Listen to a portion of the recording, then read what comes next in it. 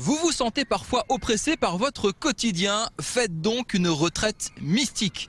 Le Seigneur, vous, le silence, Vincent Rucli a essayé. Salut Vincent. Salut Tanguy.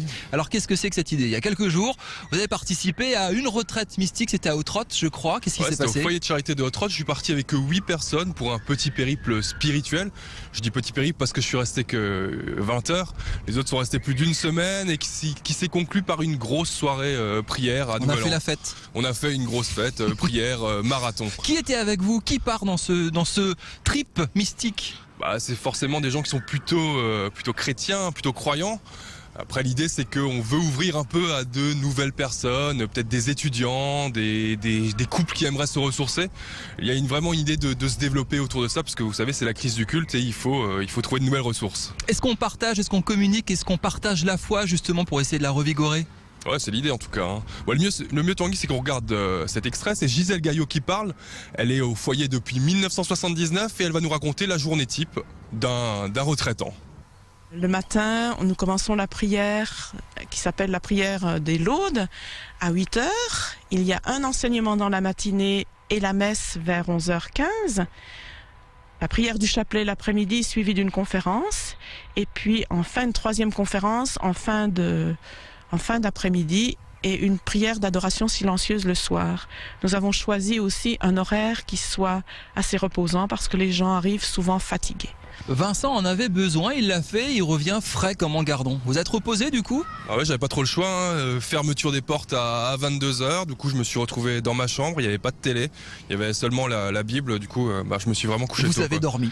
J'ai dormi, il n'y avait pas le choix là. Hein. Ça marche vraiment? Est-ce que les gens sont intéressés par ce genre de choses? Une retraite mystique aujourd'hui en 2012? En tout cas, Tanguy, il y a un vrai marché autour de ça, puisqu'en décembre dernier a été créé Spirit Voyage. Alors, c'est une agence alsacienne dont le but est de promouvoir ces lieux de culte. Ils ont un panel de quelques lieux de culte en France qu'ils proposent aux touristes, entre guillemets. On fait revivre tous ces lieux, chapelles, églises, etc. Voilà, on les fait revivre, on fait de la promotion de ces lieux de culte. Du coup, c'est gagnant-gagnant, que ce soit pour Spirit Voyage, tout comme pour les lieux de culte. Hein. Et on écoute tout de suite Christophe Leloup.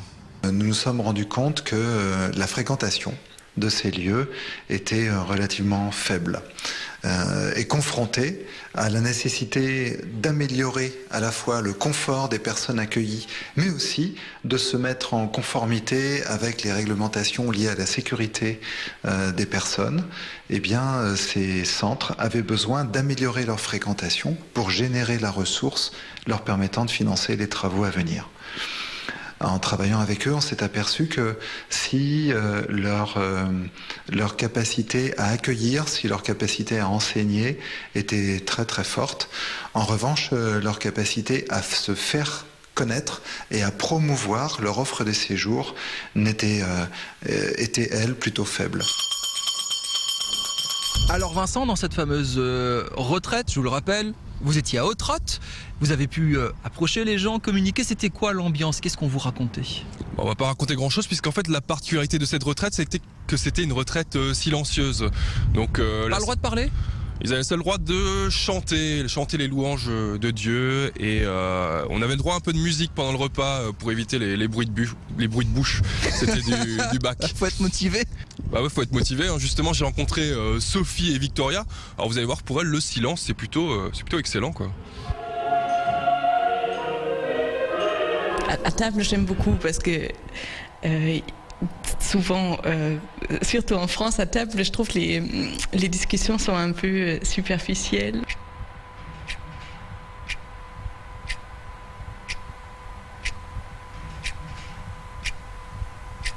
Là, je trouve que c'est pas un silence pesant parce qu'il est habité et qu'on a de quoi réfléchir, se nourrir dans la lecture, dans la prière. Voilà, et on découvre les autres aussi dans ce silence par des petits gestes, des petits sourires, des petites attentions.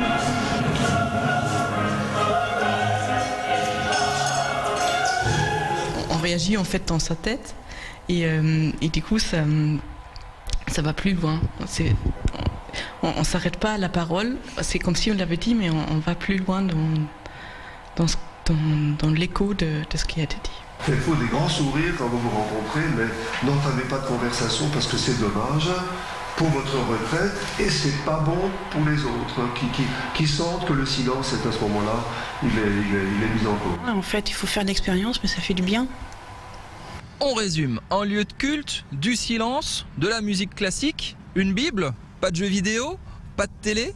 C'est super bien, combien ça coûte tout ça ? L'avantage c'est que ça coûte rien. En fait, l'idée c'est que on donne ce qu'on veut. Il y a une enveloppe à la sortie du foyer. Comme à la quête, à la messe. C'est comme à la quête, voilà. Le foyer dit quand même que ça coûte à peu près 40 € par jour et ce serait bien de s'y tenir. Après, bon, si vous êtes un gros radin, et je sais que vous êtes un gros radin, vous pouvez rien mettre du tout. Merci beaucoup Vincent. Le site internet s'affiche en bas de votre écran pour évidemment avoir davantage d'infos sur ces retraites mystiques, retraites spirituelles.